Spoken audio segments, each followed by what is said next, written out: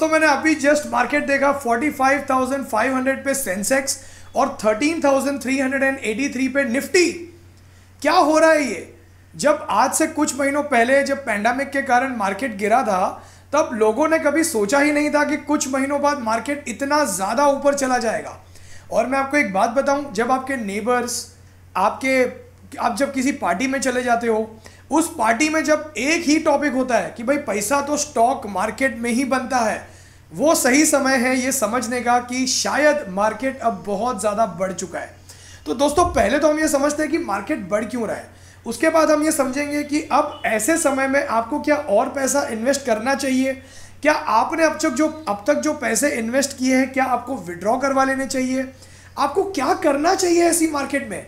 तो आइए एक एक करके समझते हैं। और दोस्तों आगे बढ़े उससे पहले, मैं हूं भाविन, सर्टिफाइड फाइनेंशियल प्लानर, और आप देख रहे हैं YouTube channel the art of wealth building, आपका one point destination to seek an unbiased consultation on personal finance.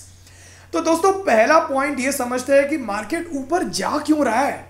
देखिए दोस्तों, आप कहीं ना कहीं आप भी सोच रहे होंगे कि पैंडेमिक का माहौल है, लोगों के जॉब चले गए हैं, लोगों की सैलरी काटी जा रही है, तो आखिर मार्केट को क्या ऐसा हो गया कि मार्केट ऊपर जा रहा है।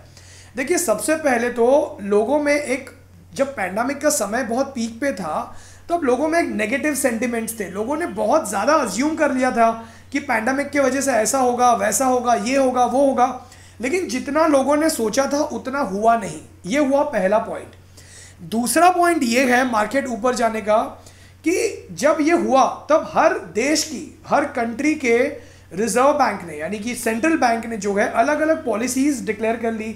जैसे इंडिया में भी जो है काफ़ी लिक्विडिटी ला दी गई है, होम लोन जो ओवरऑल जो लोन के रेट्स है, रेपो रेट्स को कम कर दिया गया है। तो इसकी वजह से क्या हो रहा है, मार्केट में बहुत ज़्यादा सस्ता लोन अवेलेबल है, बिजनेस को एक्सपैंड करने के लिए बहुत ज़्यादा लिक्विडिटी अवेलेबल है। अब मान लीजिए आपके पास, आपको जो लोन 7%, 6% में मिल रहा हो, आप क्या करोगे, आप लोन लेके चीज़ें खरीदने की कोशिश करोगे। बस वही हो रहा है। इसीलिए क्या हो रहा है कि एक पॉजिटिव सेंटिमेंट बना हुआ है कि अब यहाँ से डिमांड ग्रोथ होगी, यहाँ से कंपनी की प्रॉफिट्स बढ़ेगी, फ्यूचर पीई को देखा जा रहा है, जो भी है ये सब कुछ कारण है। और ऑफ कोर्स ये हम देख पा रहे हैं कि डिमांड वापस आ रही है अब। तो ये एक रीज़न है कि लिक्विडिटी के कारण और पॉजिटिव सेंटिमेंट्स बनने के कारण अब मार्केट ऊपर जा रहा है। लेकिन अब सबसे सवाल ये आता है बड़ा कि क्या ये सस्टेनेबल है। तो आइए अब हम बात करते हैं सेकेंड पॉइंट की। सबसे पहले तो आपको ये समझना है कि बुल मार्केट का इंडिकेशन क्या है। देखो दोस्तों, मैं आपको ना मार्केट साइकिल को समझाता हूँ, बहुत ही शॉर्ट में समझाऊंगा, बहुत ही सिंपल तरीके से समझाऊंगा। मार्केट में एक साइकिल होता है। जैसे मान लो एक समय होता है जब इंटरेस्ट रेट्स पीक पे होते हैं, उस समय पे इक्विटी में पैसा नहीं आता ज़्यादा, मार्केट्स ज़्यादा परफॉर्म नहीं करते। उसका रीज़न ये होता है कि अगर आपको रिस्क फ्री रिटर्न, अगर आपको गवर्नमेंट बॉन्ड्स, एफडीज अगर आपको अच्छा रिटर्न दे रहे हैं, तो लोग क्या कहते हैं कि अगर हमको ज़्यादा रिटर्न एफडी में या बॉन्ड्स में ही मिल रहा है जो कि करीब करीब इन्फ्लेशन को बीट कर पा रहा है, तो हम लोग उसी में क्यों ना डालें, हम लोग रिस्क क्यों लें। लेकिन जब टाइम ऐसा आता है जब इंटरेस्ट रेट एफडी बॉन्ड्स वगैरह के बहुत कम हो जाते हैं, उस समय पे लोग ऑल्टरनेटिव देखते हैं स्टॉक मार्केट को। आज वही सिनारियो है दोस्तों। तो ये एक साइकिल होता है और हम आज के डेट में ऐसी साइकिल में हैं जहां पे इंटरेस्ट रेट्स कम हुए हैं, जिसकी वजह से स्टॉक मार्केट में ज़्यादा पैसा जा रहा है। रिटेल इन्वेस्टर्स में एक अवेयरनेस आ गई है म्यूचुअल फंड्स में एसआईपी करने की, वो भी एक कारण है। रिटेल इन्वेस्टर्स का पार्टिसिपेशन स्टॉक मार्केट में भी इंडिविजुअली बहुत ज़्यादा हो रहा है। हर ब्रोकर का एक ही कहना है, जैसे आज ही मैं एक बहुत ही लीडिंग ब्रोकर है देश के, उनका मैं इंटरव्यू देख रहा था, उनके सीईओ और फाउंडर का। वो कह रहे थे कि उनके पास बहुत ज़्यादा इन्फ्लो आ रहा है, बहुत ज़्यादा नए अकाउंट्स खुल रहे हैं। तो ये एक और रीज़न है कि रिटेल इन्वेस्टर का भी पार्टिसिपेशन काफ़ी बढ़ गया है। तो अब हम बात करते हैं कि ऐसे मार्केट में आपको क्या करना चाहिए। क्या आपको बेचना चाहिए, क्या आपको और खरीदना चाहिए? अगर बेचना चाहिए तो क्यों बेचना चाहिए? क्या आपको प्रॉफिट बुकिंग करनी चाहिए? अगर आपको खरीदना चाहिए तो क्यों खरीदना चाहिए? क्या यहाँ से मार्केट और ऊपर जाएगा? तो आइए समझते हैं। अभी सबसे पहले तो हम ये समझते हैं कि मार्केट में पहले तो क्या करना चाहिए, क्या प्रिकॉशंस लेने चाहिए। सबसे पहला प्रिकॉशन है don't chase your returns, chase the goals. दोस्तों ये मैं मेरे हर क्लाइंट से भी कहता हूँ कि रिटर्न्स के पीछे मत भागिए, गोल्स के पीछे भागिए। जैसे जब पैंडेमिक का समय था तब मुझे किसी का फ़ोन आया कि सर मेरे पास इतने लाख के म्यूचुअल फंड थे या मेरे पास इतने लाख के स्टॉक्स थे, जब मार्केट नीचे गिरना शुरू हुआ तो मैं डर गया, मुझे लगा कि कहीं मेरे पैसे ज़ीरो तो नहीं हो जाएंगे, तो मैंने लॉस में ही मेरे सारे के सारे पोर्टफोलियो बेच दिए। अब आप सोचिए उस इंसान में एक ऐसा डर था कि उसने जो है पोर्टफोलियो को बेचना शुरू कर दिया। अब यही सिनेरियो होता है जब मार्केट ऊपर जाता है। जब ऊपर जाता है तब भी हमारे मन को शांति नहीं होती है। हम कहते हैं कि सर अभी मार्केट ऊपर जा रहा है, सब कुछ मुझे ग्रीन दिख रहा है, तो क्या मैं अभी बेचना शुरू कर दूं, मैं क्या प्रॉफिट बुकिंग करना शुरू कर दूं? दोस्तों, रिटर्न के पीछे जाओगे आप तो आप कभी भी मार्केट में पैसा नहीं बनाओगे। आपको चेस करना है अपना गोल। अभी मान लीजिए किसी इंसान का, अगर बच्चे का एजुकेशन का गोल आज से 10 बरस बाद है, 2030 की बात हो रही है, किसी इंसान को घर खरीदना है आज से 7 बरस बाद, तो ऐसे में आज आपको बेच के क्या मिलने वाला है? कुछ नहीं मिलने वाला है। बेटर है कि अगर आपको अभी पैसों की ज़रूरत नहीं है तो बेचिए मत, होल्ड कीजिए, प्रॉफिट बुकिंग की लालच मत रखिए। आप अपने गोल्स को देखिए, आपके फाइनेंशियल गोल्स कितने दूर है, उसको चेस कीजिए। दोस्तों, अगर आप अपना फाइनेंशियल प्लान बनवा कर ये समझना चाहते हैं कि कैसे आप अपने पर्सनल फाइनेंशियल गोल्स अचीव कर सकते हैं, तो व्हाट्सएप कीजिए इस नंबर पे अपना पर्सनल फाइनेंशियल प्लान बनवाने के लिए।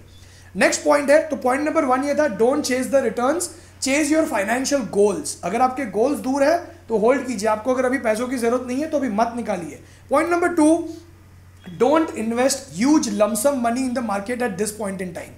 अगर आपने घर बेचा है, अगर आपको कहीं से विंडफॉल आया है, आपके पिताजी ने आपको कुछ पैसे गिफ्ट दिए हैं, आपको ऑफिस में बहुत बड़ा बोनस मिला है, प्लीज़ इतना बड़ा अमाउंट, 4 लाख, 5 लाख, 10 लाख का अमाउंट एक साथ एक दिन में मार्केट में इन्वेस्ट मत कीजिए। क्योंकि मैं ये कह सकता हूँ कि मार्केट अभी पीक पे है, यहाँ से शायद थोड़ा करेक्शन पॉसिबल है, नहीं है मैं ये नहीं कह सकता, क्योंकि end of the day market को कोई भी प्रेडिक्ट नहीं कर सकता।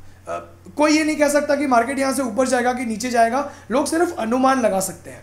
तो मैं आपको ये रेकमेंड करूंगा कि अगर आपके पास कोई बड़ी रकम है उसको एक साथ इन्वेस्ट मत कीजिए। मान लीजिए आपके पास 5 लाख पड़े हैं, तो उसको आप एक बरस में डिवाइड कीजिए, 50-50, 40,000 करके आप उसको एक बरस में डिवाइड कीजिए, उसको लमसम डालिए 40-40 करके 10 महीनों में आप उसको डिवाइड कीजिए। एक साथ ये समय नहीं है बड़ा अमाउंट मार्केट में निवेश करने का। प्लीज़ ऐसी गलती मत कीजिए। अपने मन में ऐसा मत रखिए कि आज मैं 5 लाख डालूंगा तो 6 महीने बाद वो 10 लाख हो जाएंगे या 3 बरस बाद वो 10 लाख हो जाएंगे। ऐसी गलती मत कीजिए, अपने पैसों को डिवाइड करके निवेश कीजिए। Third point, continue with your SIP investments. देखिए दोस्तों, जो SIP एक इन्वेस्टमेंट टूल है कि जहाँ पे आप मार्केट, फर्स्ट ऑफ ऑल तो आप क्या, SIP क्यों होती है? जहाँ पे आप हर महीने सिस्टमैटिक इन्वेस्टमेंट करते हो, कुछ पैसों की आपकी सैलरी आती है, आप कुछ पैसे साइड पे निकालते हो, उसको आप इन्वेस्ट करते हो। ये आप हर महीने करते हो। इसका मतलब क्या है कि आप एक बड़ा चंक ऑफ मनी एक साथ नहीं डालते हो। तो SIP इटसेल्फ एक टूल है जो आपको मार्केट को टाइम करना अवॉइड करना चाहिए। मतलब आप हर महीने कुछ पैसे डाल रहे हो, आपका वैसे भी एवरेज आउट हो रहा है, मार्केट ऊपर है तब भी आप डाल रहे हो, मार्केट नीचे है तब भी आप डाल रहे हो, तो अपनी SIPs को स्टॉप मत कीजिए। अगर आपकी SIPs चल रही है, अगर आपके फाइनेंशियल गोल्स सेट है, अगर आप अपने फाइनेंशियल प्लान को फॉलो कर रहे हो तो उसको कंटिन्यू कीजिए। लालच में मत आइए कि मैंने अब तक इतना डाला है, अब मेरा पोर्टफोलियो पॉजिटिव में दिखा रहा है, क्या मैं अपने SIP स्टॉप कर दूं? क्या मैं जो प्रॉफिट मुझे दिखा रहा है क्या मैं उसको बुक कर दूं? नहीं। अगर आपको पैसों की ज़रूरत नहीं है तो प्रॉफिट बुकिंग की ज़रूरत नहीं है। आप अपने गोल्स को देखिए। अगर गोल्स लॉन्ग टर्म है, अपनी SIP को स्टॉप मत कीजिए। लेकिन जैसे इसके पहले वाले पॉइंट में मैंने समझाया, अगर आपके पास कोई बड़ा चंक ऑफ मनी है, लमसम है, तो वो भी मत डालिए। अब हम बात करते हैं नेक्स्ट पॉइंट की, start withdrawing in parts if your goal is approaching in short term, systematic withdrawal plan जिसे हम कहते हैं। मान लीजिए आपके बेटे की शादी है, आपके बेटी की शादी है अगले 6 महीनों में, 8 महीनों में, 1 बरस में, यहाँ तक कि अगले 2 बरस या 3 बरस में, जो कि शॉर्ट टर्म गोल है। मान लीजिए आपको घर की डाउन पेमेंट देनी है अगले 1.5-2 साल में। मान लीजिए आपका बच्चा हायर एजुकेशन के लिए जा रहा है, आपको उसके लिए पैसों की ज़रूरत पड़ने वाली है। जो अगले 2 या 2.5 सालों में अगर कोई गोल है, या अगले 3 सालों के अंदर अगर कोई गोल है, तो एक साथ प्रॉफिट बुकिंग मत कीजिए, एक साथ पैसा मत निकालिए। मान लीजिए आपको आज से 3 बरस के बाद 25 लाख की ज़रूरत पड़ने वाली है, तो उस 25 लाख को 30 मंथ्स में डिवाइड कीजिए और हर महीने 1-1 लाख, 80,000, 90,000, 1 लाख, 1.25 लाख करके हर महीने उसको सिस्टमैटिकली विड्रॉ करना शुरू कीजिए। अब आप मन में ये मत रखिए कि मेरा गोल 3 बरस बाद है, मार्केट यहाँ से और भी ऊपर जाएगा। पता चला जब आपका गोल नज़दीक आ गया, 6 महीने पहले मार्केट क्रैश हो गया और आपको जो पैसे निकालने थे आप उतने निकाल तो पाओगे, लेकिन आपको ज़्यादा NAVs, आपको कम NAV में आपको जो है रिडम्पशन करना पड़ा। तो ये एक पॉइंट जरा ध्यान में रखिए कि अगर आपके गोल्स नज़दीक है तो सिस्टमैटिकली विड्रॉ करना शुरू कीजिए। नेक्स्ट पॉइंट जो मैंने बनाया है वो है don't sell unless you need the money now and maintain enough emergency funds. मान लीजिए मुझे भी पैसों की ज़रूरत नहीं है, मार्केट में कुछ पैसे लगे हुए हैं, मार्केट ऊपर जाए चाहे नीचे जाए मुझे क्या फ़र्क पड़ता है, मेरे पास मेरा इमरजेंसी फंड है। अगर भगवान ना करे कोई इमरजेंसी हो गई तो मुझे पता है कि मैं 6 महीनों तक जो है अपना घर बिना किसी हिचकिचाहट के चला पाऊंगा। तो please maintain enough emergency fund and do not withdraw the money from the market if it is not required. Okay, अब उसके बाद का जो पॉइंट है वो मैंने बनाया, no one can predict the market, so stop reacting after watching the news channels. दोस्तों अभी कुछ दिनों पहले मैं एक न्यूज़ चैनल देख रहा था जहां पे एक स्टॉक का रिकमेंडेशन आया, स्क्रीन पे ऐसा फ्लैश हो रहा था 3 बार 4 बार। अब आप मुझे एक बात बताइए, वही न्यूज़ चैनल मुझ जैसे आप जैसे करोड़ों लोग देख रहे हैं, क्या आपको लगता है कि कोई आपको फ्री में टिप देगा? क्या आपको लगता है कि उस स्टॉक को आपको खरीदना चाहिए जो फ्री में आपको बताया जा रहा है और आप जैसे करोड़ों लोग उस स्टॉक को खरीदने वाले हैं? तो दोस्तों टिप्स के चक्कर में मत जाइए। सबसे पहले तो देखिए, न्यूज़ चैनल को देखिए अवेयरनेस के लिए। न्यूज़ चैनल को देख के ये मत सोचिए कि मैं न्यूज़ देख के मैं पैसा बना पाऊंगा। नहीं, मार्केट में क्या हो रहा है, फॉरेन इंस्टीट्यूशनल इन्वेस्टर्स ने कितना पैसा डाला, रिटेल इन्वेस्टर्स ने कितना पैसा निकाला, ये सब समझने के लिए आप न्यूज़ देखिए।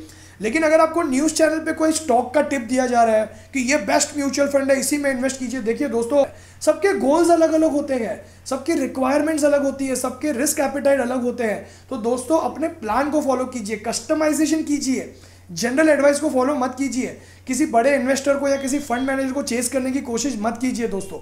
नेक्स्ट पॉइंट जो मैंने बनाया है, rebalance your portfolio if required to. मान लीजिए आपने जब अपने फाइनेंशियल प्लान के अनुसार इन्वेस्टमेंट करने की शुरुआत की थी तो आपने सोचा था कि भाई मैं 80% इक्विटी में रखूंगा और मैं 20% हमेशा डेट में रखूंगा। अब मान लीजिए कि इक्विटी का जो है आपका 80 से टोटल पोर्टफोलियो वैल्यू का, क्योंकि प्राइस बढ़ गई है, 80 का 90 हो गया है, 90% हो गया है, तो आपको चाहिए तो थोड़ा रीबैलेंस कर दीजिए, थोड़ा 10% विड्रॉ करके आप डेट की तरफ उसको मूव कर सकते हो, तो दोबारा आपका 80-20 एलोकेशन हो जाएगा। तो हो सके तो रीबैलेंस कीजिए। नेक्स्ट पॉइंट है, क्या मार्केट्स, अगेन जो मैंने पॉइंट बनाया था मुझे लगा इंपॉर्टेंट है, are markets going to crash.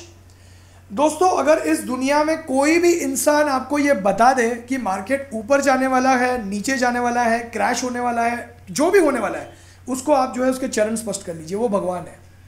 दोस्तों कोई बड़े से बड़ा फंड मैनेजर भी आपको ये नहीं बता सकता कि मार्केट ऊपर जाने वाला है कि नीचे जाने वाला है।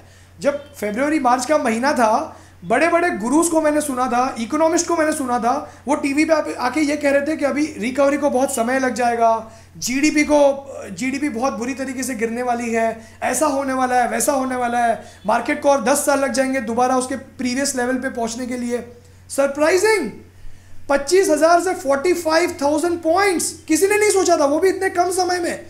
दोस्तों देखो, मार्केट के ऊपर हम अनुमान लगा सकते हैं, हम रीडिंग कर सकते हैं, हम इकोनॉमिक साइकिल को समझ सकते हैं, हम कोशिश कर सकते हैं कि हम मार्केट को प्रिडिक्ट करें, लेकिन मार्केट में क्या 100% होगा ये आपको कोई नहीं बता सकता।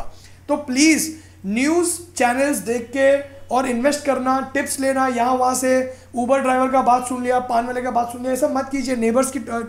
नेबर्स को कान लगा के सुन लिया क्या बात हो रही है, कौन से स्टॉक में इन्वेस्ट करना है, ये सब मत कीजिए। सिस्टमैटिकली अपने गोल्स को चेस कीजिए। और आखिरी एक छोटी सी बात मैं आपसे कहना चाहूँगा, मार्केट में बने रहिए। कई लोग होते हैं ना, रोज मार्केट में रिसर्च करते हैं, टीवी देखते हैं, न्यूज़पेपर पढ़ते हैं, बुक्स पढ़ते हैं, खाली रिसर्च ही करते हैं, मार्केट में इन्वेस्ट नहीं करते हैं। आपको मार्केट में रहना है, मार्केट के ऊपर नहीं, मार्केट के अंदर रहना है। ठीक है दोस्तों, तो ये कुछ पॉइंट्स थे, क्विकली समराइज कर लेते हैं। पॉइंट नंबर 1, क्या मार्केट ऊपर क्यों जा रहा है, जो मैंने आपको स्टार्टिंग में बताया। Point number 2, what are the indications of the bull market. जब आपका नेबर भी मार्केट के बारे में बात करना शुरू कर देता है, that's the indication of a bull market. Should you invest in the market right now? Yes of course, कोई भी गलत टाइम या सही टाइम नहीं होता, लेकिन सिस्टमैटिकली इन्वेस्ट कीजिए, सारा का सारा पैसा एक साथ मत डालिए। क्या प्रिकॉशंस लेने चाहिए? Point number 1, don't chase the returns, chase your goals. Yes absolutely, don't invest huge lump sum together, अगर लमसम है उसको डिवाइड करके इन्वेस्ट कीजिए। पॉइंट नंबर 3, अपनी एसआईपीज को मत रोकिए। अगर आपके गोल्स लॉन्ग टर्म है, एसआईपीज को मत रोकिए, एसआईपी को चलने दीजिए, मार्केट ऊपर हो नीचे हो चलने दीजिए। हम इसीलिए तो सिस्टमैटिकली इन्वेस्ट कर रहे हैं ना, ताकि हम मार्केट का हाई और लो दोनों कैप्चर कर सके। पॉइंट नंबर 4, अगर आपके गोल्स नज़दीक है, 2 साल 3 साल में आपके गोल्स है, तो उसको सिस्टमैटिकली विड्रॉ करना शुरू कीजिए। मार्केट और ऊपर जाएगा ऐसा रुकिए मत, उसको सिस्टमैटिकली विड्रॉ कीजिए, एक साथ विड्रॉ मत कीजिए। Next point, don't sell unless you need the money, जो मैंने आपको बताया। No one can predict the market, rebalance your portfolio if needed to, and last, tips के चक्कर में मत पड़िए। तो दोस्तों ये था आज का ज्ञान। मैं उम्मीद करता हूँ आपको कुछ समझने मिला। प्लीज़ पैनिक होके बेचिए मत, अपने गोल्स, अपने फाइनेंशियल प्लान को फॉलो कीजिए। अगर आप अपना पर्सनल फाइनेंशियल प्लान बनवा कर ये समझना चाहते हैं कि कैसे आप अपने गोल्स अचीव कर सकते हैं, आपके फाइनेंशियल गोल्स जैसे रिटायरमेंट, बच्चों की एजुकेशन, कार खरीदना, घर खरीदना, कितने पैसे चाहिए होंगे आपको इन गोल्स को अचीव करने के लिए, तो व्हाट्सएप कीजिए इस नंबर पे। ज्वाइन कीजिए हमारा एक्सक्लूसिव टेलीग्राम चैनल, जहाँ पे मैं कई सारे क्विज, पजल्स वगैरह पूछते रहता हूँ फाइनेंशियल प्लानिंग से रिलेटेड। अगर आपने अब तक हमारा यूट्यूब का चैनल मेंबरशिप ज्वाइन नहीं किया तो उसे भी ज्वाइन कीजिए। हम एक स्टॉक शेयर करते हैं हर महीने लॉन्ग टर्म इन्वेस्टमेंट के लिए। दैट इज़ इट दोस्तों। चैनल को सब्सक्राइब नहीं किया तो सब्सक्राइब कीजिए। इस वीडियो से कुछ सीखने मिला हो तो इस वीडियो को शेयर कीजिए और बने रहिए हमारे साथ दोस्तों। हमारे हर वेडनेसडे और संडे वाले वीडियोस जो है वो देखते रहिए। Thank you so much. God bless you. Have a great day. Thank you.